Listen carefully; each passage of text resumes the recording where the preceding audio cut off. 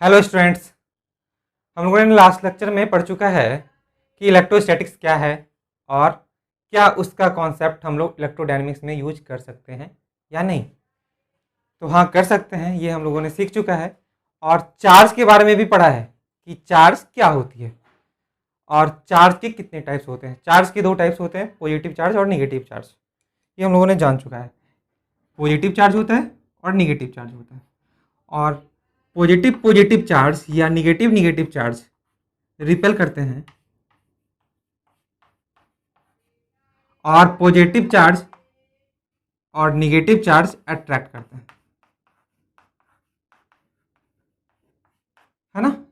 तो positive positive या negative negative मतलब कह सकते हैं कि like charge repel each other और unlike charge attract each other. Similarly जैसे इंसानों में होता है कि अपोजिट जेंडर अट्रैक्ट करते हैं, उसी तरह यहाँ पे भी अपोजिट चार्ज अट्रैक्ट करते हैं। ठीक है, इंसानों में एक्सेप्शन हो सकते हैं पर चार्ज में बिल्कुल नहीं। ठीक है, और आगे ये भी पढ़ा था हम लोगों ने कि चार्ज जो है इंट्रिंसिक प्रॉपर्टी होता है।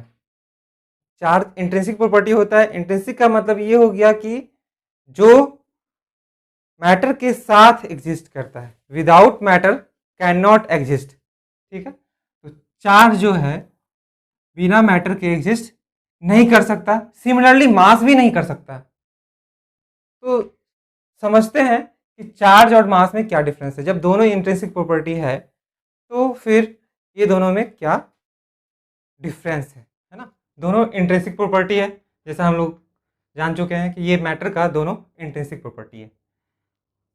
और चार्ज पॉजिटिव भी होता है और निगेटिव भी होता है। Positively charge, negatively charge. हम लोगों ने पढ़ चुका है कि ये चार्जेस टू टाइप्स, पॉजिटिव और निगेटिव। बट मास सिर्फ पॉजिटिव ही होता है ना।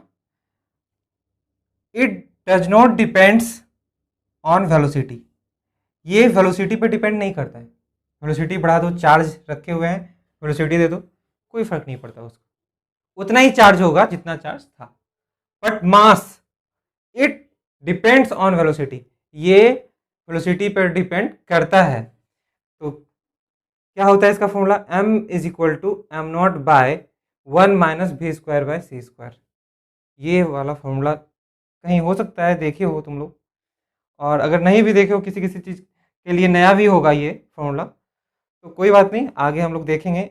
ये समझ लेते हैं कि क्या है ये। तो एम नॉट है तुम्हारा mass of body at rest. जब बॉडी रेस्ट में रहता है तो उसका मास, तो हम रेस्ट मास भी बोलते हैं इसको, रेस्ट मास, है ना। उस समय का ये मास है किसी भी बॉडी में का। और ये मास जो हो गया, ये फाइंड कर रहे हैं कि वेलोसिटी आने के बाद उसके मास में क्या डिफरेंस आएगा। सी हो गया तुम्हारा speed of light, speed of light. और v हो गया तुम्हारा वेलोसिटी ऑफ बॉडी, है ना। ये हो गया तुम्हारा। तो जैसे जैसे वेलोसिटी बढ़ाते हैं इसका वैल्यू, तो वेलोसिटी बढ़ाएंगे तो ये टर्म बड़ा होता जाएगा, तो ये ओवरऑल ये 1 से छोटा हो जाएगा, है ना। तो मास इंक्रीज कर जाएगा। किसी भी बॉडी का वेलोसिटी बढ़ाते हैं तो मास इंक्रीज कर जाता है। तो अब तुम लोग बोलोगे कि सर हमको तो पढ़ा ही नहीं है ना, कि पूरा ये हम लोग न्यूटन्स लॉ खत्म हो गया, काइनेमेटिक्स खत्म हो गया, कहीं भी मास वेरी नहीं किया। पर वहां पर जितने भी वेलोसिटी पढ़े बहुत छोटे छोटे वेलोसिटी, लगभग 10 मीटर पर सेकेंड, है ना, 100 मीटर पर सेकेंड मैक्सिमम। पर वेलोसिटी अगर ये कम रहेगा तो लगभग ये जीरो के बराबर हो जाएगा। क्यों? क्योंकि speed of light 3 into 10 to the power 8 metre per second होता है। तो 3 इंटू 10 टू द पावर 8 ये हो गया तुम्हारा 100। तो दोनों में इतना फर्क है कि ये अप्रॉक्स जीरो हो जाएगा।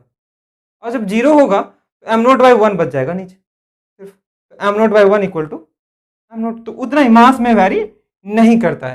पर अब हम लोग पढ़ेंगे छोटे छोटे चार्ज के बारे में, छोटे छोटे मास के बारे में। चार्ज, चार्ज का मास बहुत ही छोटा होता है और उसका स्पीड जो है वो बहुत ज्यादा होता है ना। वो जो ऑर्बिट में रोटेट करता है या हम लोग रेडिएट करवाएंगे तो उस समय पढ़ेंगे हम लोग कि इसका वेलोसिटी कितना, कितने स्पीड में ये चल रहा है, ये सब देखेंगे, काइनेटिक एनर्जी निकालेंगे। तो वहाँ पे वेलोसिटी बहुत ज़्यादा होता है चार्ज का, इसीलिए वहाँ पे मास वैरी करता है ना। तो ये सब हम लोग जो पढ़े थे वो रेस्ट मास माने थे, क्योंकि बहुत वेलोसिटी थोड़ी सी थी। अब यहाँ पे वेलोसिटी बढ़ रही है तो मास भी बढ़ जाएगा, ठीक है। तो अब चलते हैं चार्ज की प्रॉपर्टी पे। चार्ज की प्रॉपर्टी क्या है?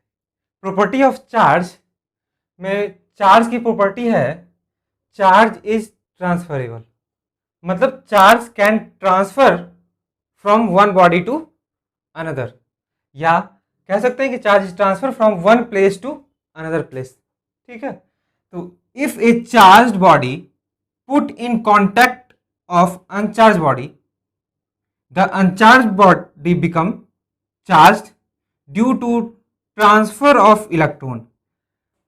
तो क्या होता है कि अनचार्ज बॉडी चार्ज हो जाती है। कह रहा है कि चार्ज बॉडी को रखेंगे अनचार्ज बॉडी के कांटेक्ट में तो अनचार्ज जो है वो चार्ज हो जाएगा, वो भी चार्ज हो जाएगा।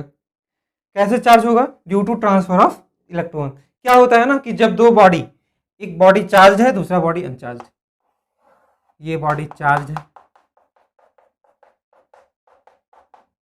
और एक अनचार्ज, तो जब दोनों को कांटेक्ट में लाएंगे, ये अनचार्ज है, तो जब दोनों को कांटेक्ट में लाएंगे तो ये हो जाएगा तुम्हारा ऐसा, ये दोनों कांटेक्ट में आ गया तो इधर से पॉजिटिव चार्ज निकलकर इसमें चला जाएगा और इसमें भी कुछ चार्ज रह जाएगा, तो दोनों चार्ज हो गया। अब इसको अलग भी करें तो ये चार्ज ही रहेगा। अब अलग भी कर देंगे उसको तो ये भी चार्ज हो गया और ये तो चार्ज था ही, कुछ चार्ज उस पर भी चला जाएगा। तो ये कहते हैं कि चार्ज इज ट्रांसफरेबल, इसीलिए चार्ज ट्रांसफर हो गया एक बॉडी से दूसरे बॉडी में, है ना। जब कांटेक्ट में रखेंगे या फिर एक प्लेस से दूसरे प्लेस पे जा सकता है, चार्ज की ये प्रॉपर्टी। नेक्स्ट है प्रॉपर्टी ऑफ चार्ज में, charge is always associated with mass. Charge जो है मास के साथ ही एसोसिएट करता है, मतलब ये कि charge can not exist without mass. Charge कभी भी बिना मास का एग्जिस्ट नहीं करता है, ठीक है। But mass can exist without charge, है ना। तो चार्ज जो है, जब मास नहीं होगा तो चार्ज नहीं होगा उस पर, जब मास ही नहीं है तो चार्ज किस पे होगा। पर मास कैन एग्जिस्ट विदाउट चार्ज। कोई भी बॉडी है, जैसे कि कोई बॉडी है ये, और इस पे ही चार्ज हो सकता है ना, माइनस चार्ज है ना, 2 इलेक्ट्रॉन ज़्यादा है 2 माइनस हो गया, ठीक है। तो चार्ज मास पे ही हो सकता है।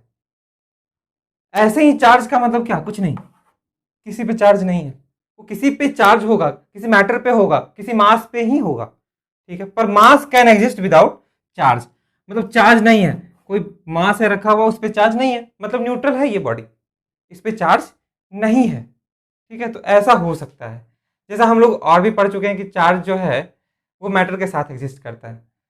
तो उसी तरह जैसे फंडामेंटल मैटर हो गया तुम्हारा इलेक्ट्रॉन प्रोटॉन न्यूट्रॉन, जैसा हम लोग पढ़ भी चुके हैं लास्ट लेक्चर में। तो न्यूट्रॉन पे मास होता है, वो मैटर है, पर उस पर चार्ज नहीं होता, तो matter can exist without charge. तो मास भी, न्यूट्रॉन पे मास होता है, न्यूट्रॉन का मास होता है, तो उस पर चार्ज नहीं होता ना। तो वहाँ पे भी कह सकते हैं हम लोग कि मास can exist without charge, neutron की बात कर रहे हैं तो। और इलेक्ट्रॉन प्रोटॉन में इलेक्ट्रॉन का मास होता है, प्रोटॉन का भी मास होता है, तो चार्ज इलेक्ट्रॉन प्रोटॉन पे होता है, ठीक है। और उसी तरह नेक्स्ट है ये तुम्हारा invariance of charge. Invariance of charge में क्या है? The numerical value of elementary charge is independent of velocity.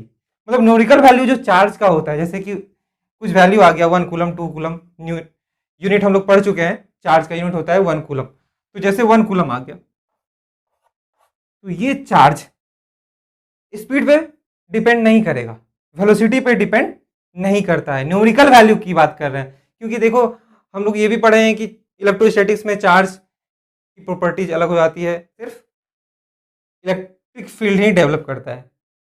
Electrical effect के बारे में पढ़ते हैं इलेक्ट्रोस्टैटिक्स में, जब चार्ज रेस्ट में होता है। जब चार्ज मोशन में आ जाता है तो मैग्नेटिक इफेक्ट भी स्टार्ट हो जाता है, या फिर रेडिएट करने लगता है जब एक्सेलरेशन में रहता है। वो सब की बात नहीं कर रहे हैं हम लोग, सिर्फ न्यूमेरिकल वैल्यू, मतलब चार्ज की जो वैल्यू है वो ना ही बढ़ेगी ना घटेगी, ऐसा नहीं हो सकता। ठीक है, जैसे एक एग्जांपल भी ले सकते हैं, जैसे कि कोई एटम है, न्यूट्रल होता है, कोई भी एटम न्यूट्रल है, तो अब प्रोटॉन जो है न्यूक्लियस में है और इलेक्ट्रॉन उसके ऑर्बिट में मूव कर रहा है, तो इलेक्ट्रॉन पे चार्ज होता है -1 कूलम, और स्पीड की वजह से, सॉरी -1, सॉरी इलेक्ट्रॉन पे चार्ज होता है -1.6 इंटू 10⁻⁻19 कूलम, ये हम देखेंगे, है ना, इलेक्ट्रॉन पे इतना चार्ज होता है। तो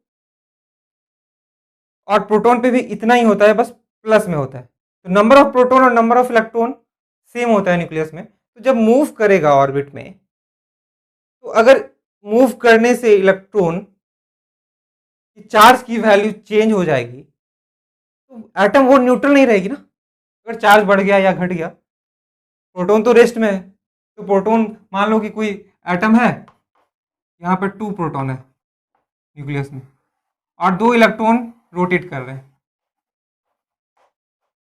तो जब रोटेट कर रहे हैं तो न्यूट्रल अभी ये है, न्यूट्रल, ये न्यूट्रल है। अगर मूव करने से ये वैल्यू चेंज हो जाएगा तो ये न्यूट्रल नहीं रहेगा। समझ में आ रही है बात? तो ये कॉन्सेप्ट फेल हो जाएगा। तो इसीलिए चार्ज क्या होता है, इनवेरियंस होता है, वेलोसिटी पे वो डिपेंड नहीं करता है।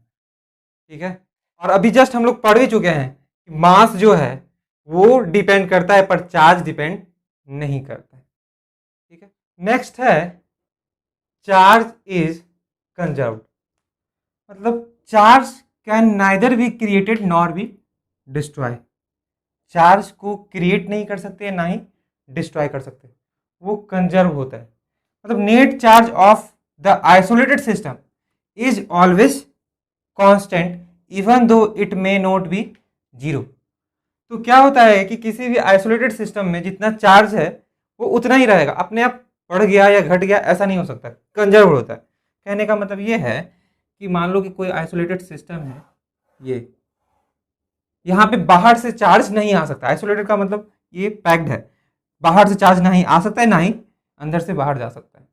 तो यहाँ पर जितना चार्ज होगा, मान लो कि 2 कूलम, -2 कूलम, 3 कूलम, 5 कूलम, तो ये प्लस में हो गया दोनों, तो ओवरऑल ये 6 कूलम हो गया, है ना। ऐड करेंगे तो 8 - 2 6 कूलम हो गया। तो 6 कूलम ही रहेगा। ऐसा नहीं है कि अपने आप यहाँ पे कोई चार्ज जनरेट हो गया, ऐसा नहीं हो सकता।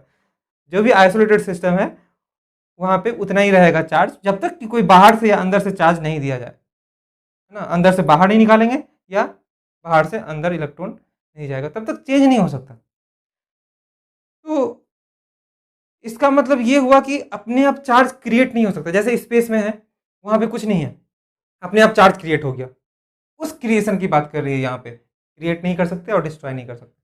समटाइम्स ऐसा क्वेश्चन कोई स्टूडेंट पूछ सकता है, जैसे कि सर यहाँ पे तो दोनों बॉडी न्यूट्रल है, अब जो है क्या किए कि यहाँ से 2 इलेक्ट्रॉन निकाल लिए और इसमें डाल दिए। तो अब तो सर यहाँ पे देखिए, यहाँ पे पॉजिटिव चार्ज हो गया, यहाँ पे निगेटिव चार्ज हो गया, है ना।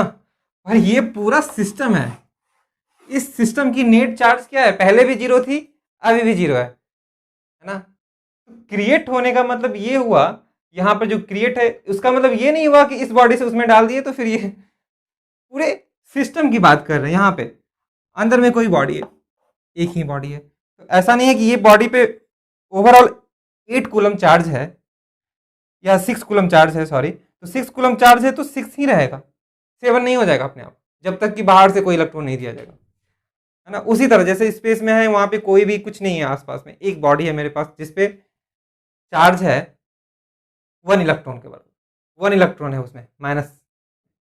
तो इसका मतलब वहाँ पर अगर 1 इलेक्ट्रॉन है तो अपने आप इसमें 2 इलेक्ट्रॉन नहीं हो सकता। ठीक है, एक ही इलेक्ट्रॉन चार्ज है, जब तक कि कोई बाहर से नहीं आता या बाहर से उसमें नहीं देते हैं चार्ज। तक नहीं हो सकता।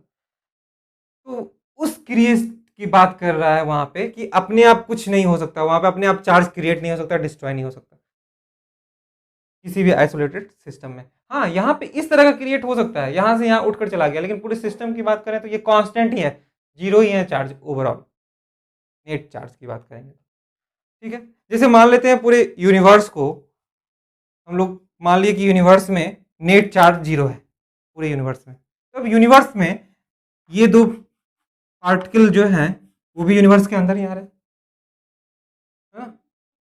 तो यहां से इलेक्ट्रॉन इसमें चला जाएगा तो यूनिवर्स का चार्ज बढ़े घटेगा नहीं, जितना था उतना ही रहेगा। मतलब नेट जीरो है तो जीरो ही होगा, अगर ज़्यादा है मतलब मान लेते हैं कि -100 इलेक्ट्रॉन है नेट चार्ज ये पूरे यूनिवर्स में, तो -100 इलेक्ट्रॉन ही रहेगा। इससे कोई फर्क नहीं पड़ता कि इस पार्टिकल से उस पार्टिकल में गया, अपने आप यूनिवर्स में चार्ज बढ़ नहीं जाएगा। अगर नेट चार्ज जीरो है यूनिवर्स का तो अपने आप नेट चार्ज 5 इलेक्ट्रॉन नहीं हो सकता, 5 कूलम नहीं हो सकता। ठीक है, आगे है charge produces electric and magnetic field. Charge जो है इलेक्ट्रिक फील्ड और मैग्नेटिक फील्ड प्रोड्यूस करता है। हम लोग पढ़ चुके हैं स्टार्टिंग में ही कि इलेक्ट्रोस्टैटिक का कॉन्सेप्ट होता है, उसमें इलेक्ट्रिक फील्ड डेवलप होता है, और जब चार्ज मोशन में होता है तो मैग्नेटिक फील्ड डेवलप करता है। और मैग्नेटिक फील्ड के बारे में आगे और भी डिटेल पढ़ेंगे जब चार्ज मोशन में होगा, तो इलेक्ट्रोस्टैटिक पढ़ने के बाद।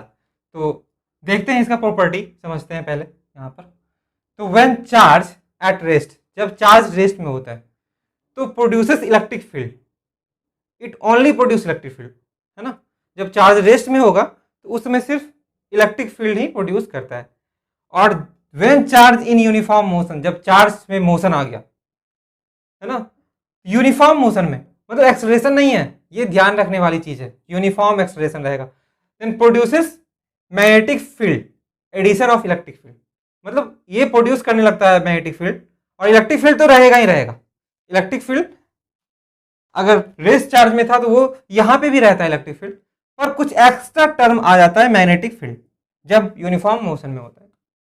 और आगे है व्हेन चार्ज इन एक्सेलरेशन, जब चार्ज एक्सेलरेशन में आ गया, यूनिफॉर्म मोशन नहीं है, अब वेलोसिटी बढ़ रही है, तो ये जो है प्रोड्यूस करता है रेडिएट्स एनर्जी, ये एनर्जी रेडिएट करने लगता है, या रेडिएशन स्टार्ट हो जाता है यहाँ, addition of magnetic field and electric field. तो मैग्नेटिक फील्ड यहां भी होगा और इलेक्ट्रिक फील्ड भी होगा, ये दोनों का।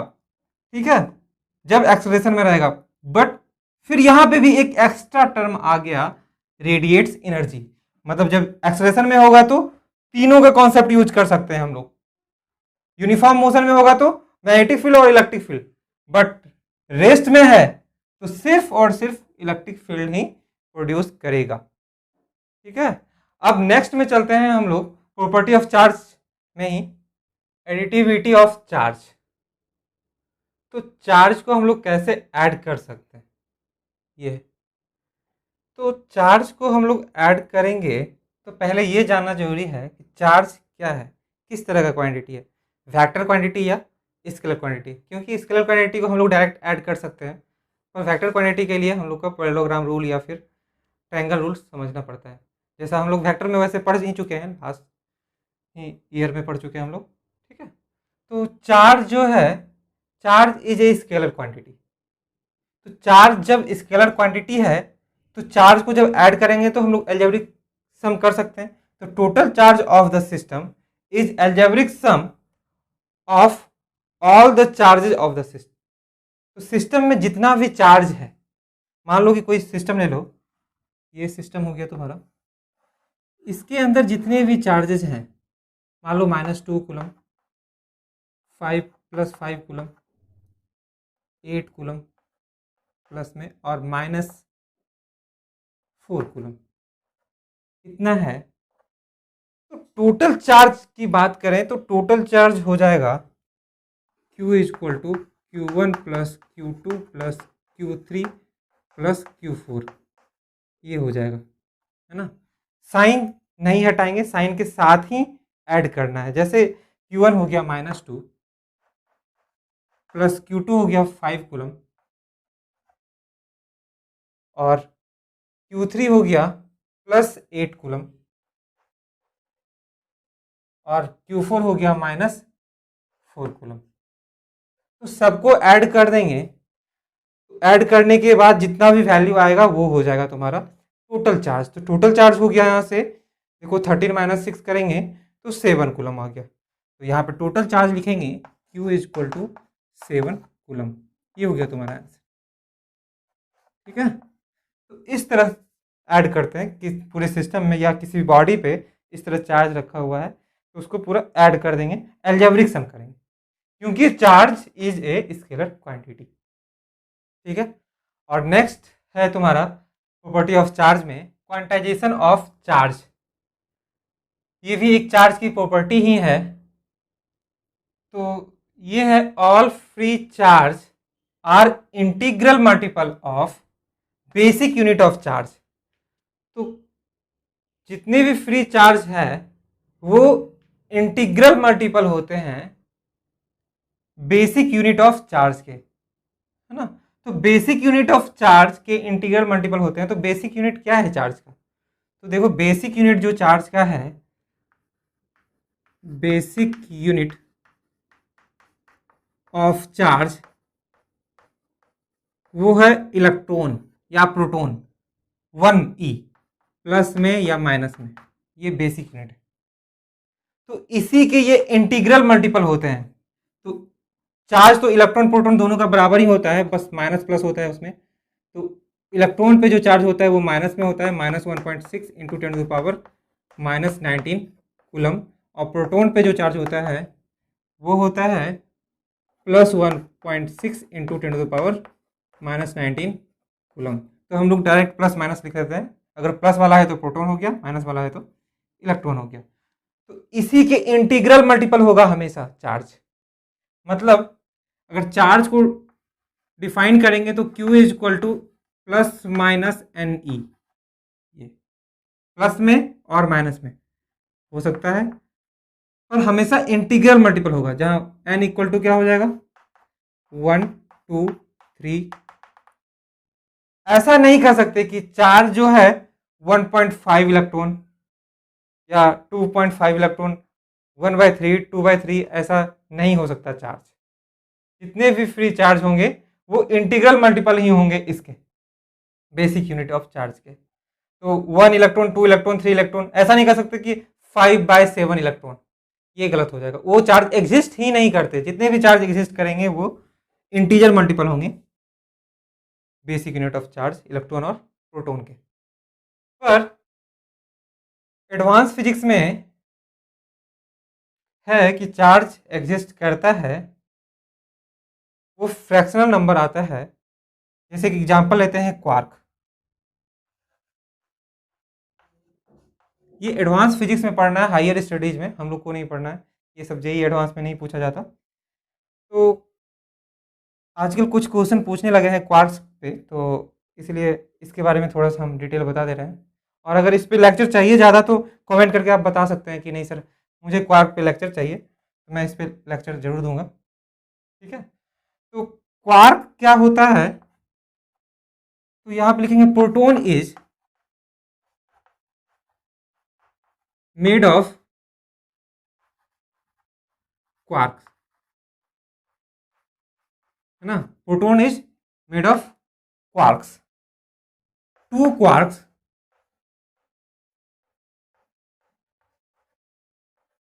with charge plus 2/3 और 1 quark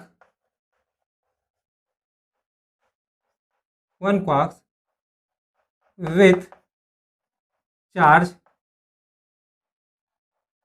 -1/3। तो इसी से पता चल रहा है 2/3 इलेक्ट्रॉन और -1/3 इलेक्ट्रॉन। तो यहाँ पे पता चल रहा है कि ये फ्रैक्शन आ रहा है।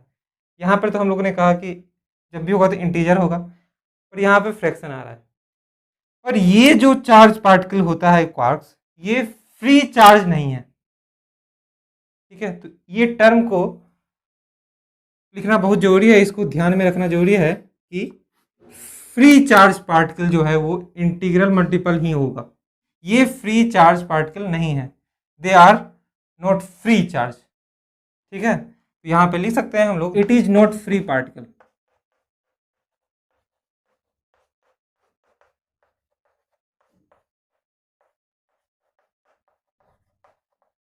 ठीक है, तो क्वार्क्स के बारे में और भी अगर लेक्चर चाहिए होगा तो आप लोग कमेंट करके कह सकते हैं, मैं ज़रूर दूंगा इस पर लेक्चर। पर अभी इतना ही समझना जरूरी है। ये तुम्हारा हो गया क्वार्क का फ्रैक्शनल चार्ज। तो रहने देते हैं, इतना ही प्रॉपर्टी ऑफ चार्ज में इतना ही था। That's it for today, thank you.